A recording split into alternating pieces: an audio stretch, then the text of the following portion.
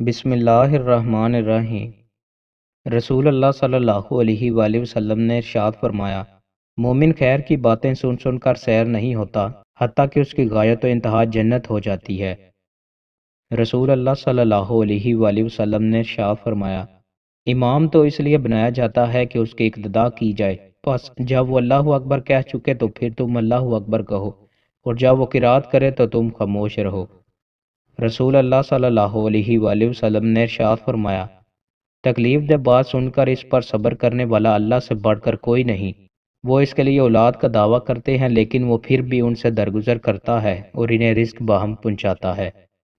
رسول اللہ صلی اللہ علیہ وآلہ وسلم نے ارشاد فرمایا، جس شخص نے نماز عشاء باجماعت ادا کی تو گویا اس نے نصف شب کا قیام کیا، اور جس نے نماز صبح باجماعت ادا کی تو گویا اس نے پوری رات کا قیام کیا۔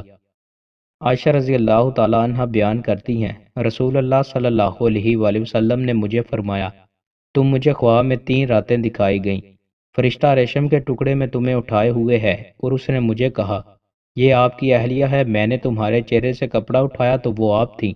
میں نے کہا، اگر یہ خواب اللہ کی طرف سے ہے تو وہ اسے پورا فرما دے گا۔ رسول اللہ صلی اللہ علیہ وآلہ وسلم نے ارشاد فرمایا، جب تم میں سے کوئی نماز کے لیے کھڑا ہو تو وہ کنکریوں کو ہاتھ نہ لگائے، کیونکہ اس وقت اسے رحمت کا سامنا ہوتا ہے۔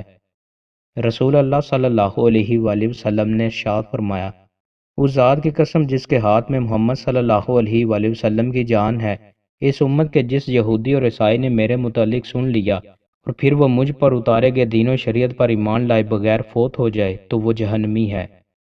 دوستو، مزید اچھی ویڈیوز کے لیے ہمارے چینل کو سبسکرائب لازمی کریں۔ بہت شکریہ۔